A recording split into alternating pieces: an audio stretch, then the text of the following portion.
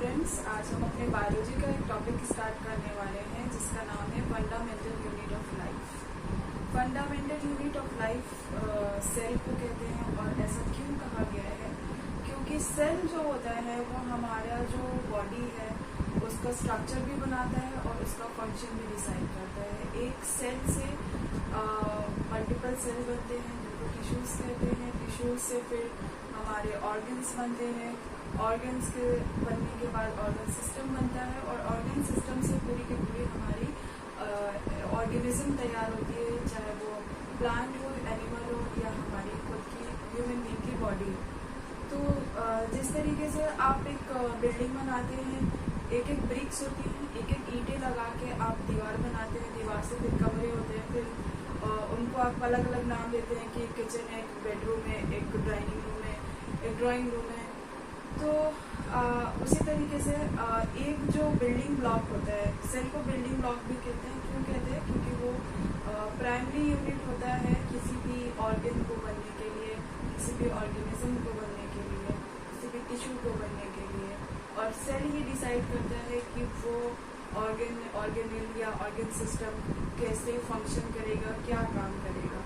तो वो जो आपका टाइटल है बुक में इस यूनिट का, the fundamental unit of life that is cell, आपको समझ में आया होगा कि सेल को फंडामेंटल यूनिट क्यों कहते हैं। पीछे ब्लैक बोर्ड पे मैंने प्लांट सेल और एनिमल सेल को अलग अलग से दिखाया हुआ है ताकि आपको समझने में आसानी हो कि क्यों प्लांट सेल और एनिमल सेल अलग होते हैं, क्या इनके फंक्शंस होते हैं। और ये अलग अलग सेल के पार्ट्स दिखाए हुए हैं कि एक सेल के अंदर बहुत सारे सेल ऑर्गेनल्स होते हैं, वो अलग अलग फंक्शंस करते हैं और उसी पे डिसाइड होता है कि वो सेल क्या फंक्शन करेगा। तो प्लांट सेल ये हो गया, एनिमल सेल ये हो गया। इन डिटेल हम ये सारे टर्मिनोलॉजी के बारे में आपसे बात करेंगे कि सेल वॉल क्या होता है, सेल मेम्ब्रेन क्या होती है, साइटोप्लाज्म क्या होता है, यहाँ पे न्यूक्लियस है वो क्या होता है, न्यूक्लियर मेम्ब्रेन क्या होती है, endoplasmic reticulum, mitochondria, Golgi apparatus.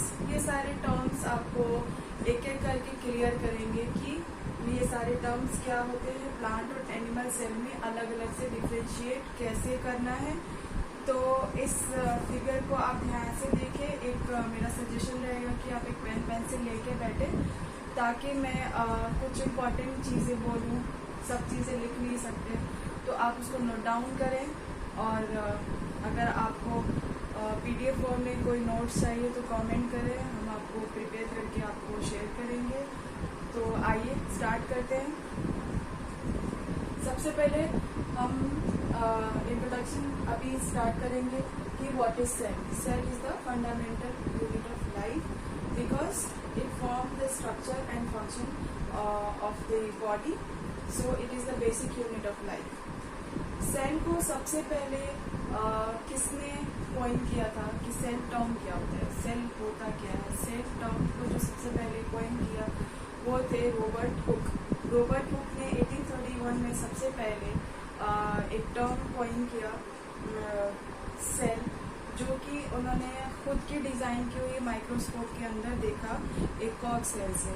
जो पेड़ होते हैं उनके पार्ट्स होते हैं, खाल जिसे कहते हैं, वो डेड होती है। उससे लिया, अपने माइक्रोस्कोप के नीचे रखा और देखा कि कुछ कंपार्टमेंट्स नज़र आ रहे हैं उसमें, और उन कंपार्टमेंट को उन्होंने नाम दे दिया सेल। तो रॉबर्ट हुक ने बस इतना काम किया कि कुछ देखा उन्होंने और उनको उसने सेल नाम दे दिया, लेकिन वो लाइव सेल नहीं थे, लिविंग सेल नहीं थे, डेड सेल थे। फिर आए थे हमारे लिवेनहुक ने पहली बार लाइव सेल देखा था अपने माइक्रोस्कोप में, और उन्होंने कहा कि जो वाटर बॉडीज, पॉन्ड्स जानते हैं आप, उसमें उन्होंने कुछ पार्टिकल्स देखे और उन्होंने जब उसको ऑब्जर्व किया वो मतलब लाइव थे, तो उन्होंने बोला कि सेल जो है वो लाइव होते हैं। दूसरी तो दो चीज़ क्लियर हुई। जो रॉबर्ट हुक ने सेल हमारे कॉइन किया था टर्म, वो डेड सेल थे, और जो हमारे लिवेनहुक ने सेल कॉइन किया था, बताया था, देखा था एक पॉन्ड सेल से, तो वो क्या था, वो लाइफ सेल थी। उसके बाद हमारे रॉबर्ट ब्राउन आए।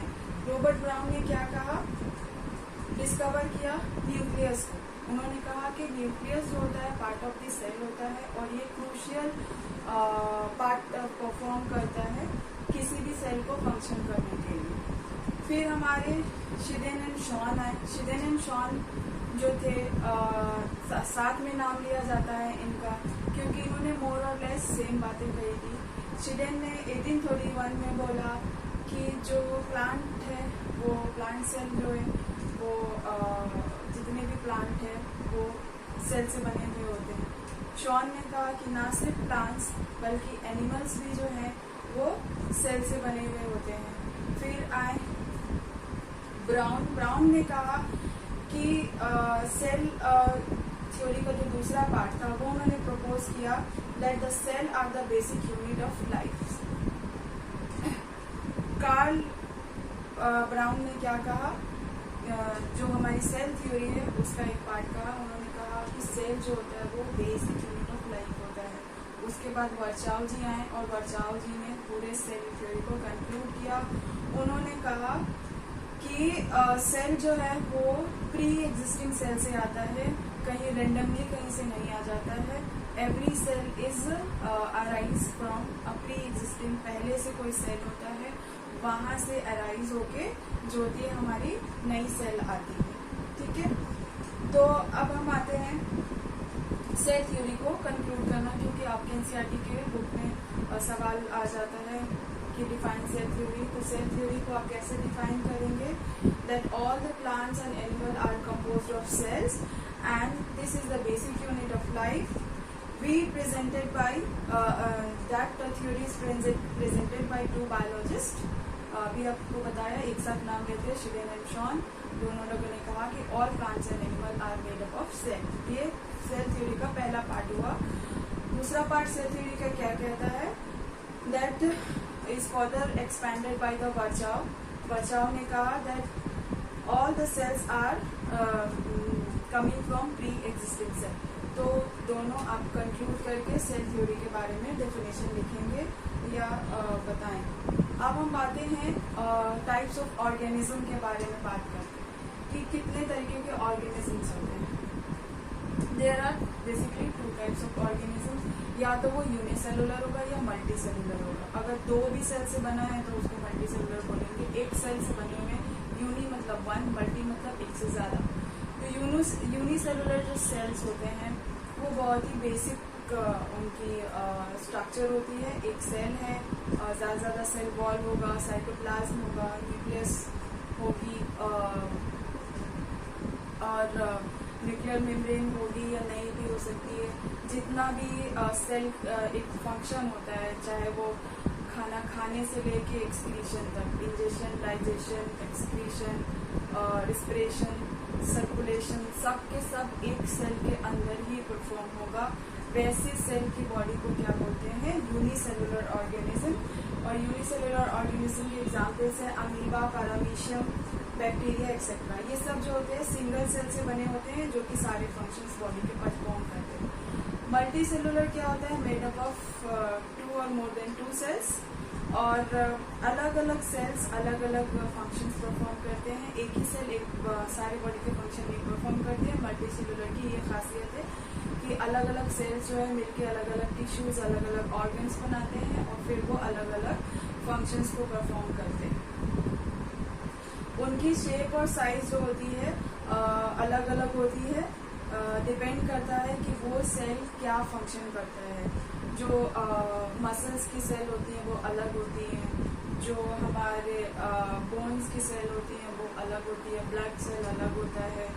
तो डिपेंड करता है कि वो सेल या वो ऑर्गन क्या परफॉर्म करता है, उस पे डिपेंड करता है कि उस सेल का स्ट्रक्चर कैसा होगा और वो क्या काम करता है।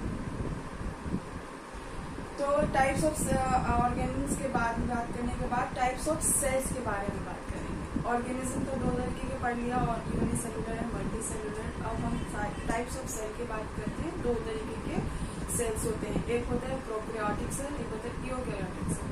प्रो मतलब प्रिमिटिव, ठीक है। प्रो का मतलब होता है प्रिमिटिव, बहुत बहुत पुराने सेल्स जो दुनिया में आए होंगे, बहुत पुराने प्रिमिटिव सेल्स, वो होते हैं प्रोकैरियोट, जो कि एडवांस स्ट्रक्चर्स नहीं होते। उसका सेल मेम्ब्रेन, जो ये आउटर कवरिंग हम देख रहे हैं, ये वाला सेल मेम्ब्रेन, सेल वॉल, ये वेल डिफाइंड नहीं होता, इरेगुलर होता है, ठीक है।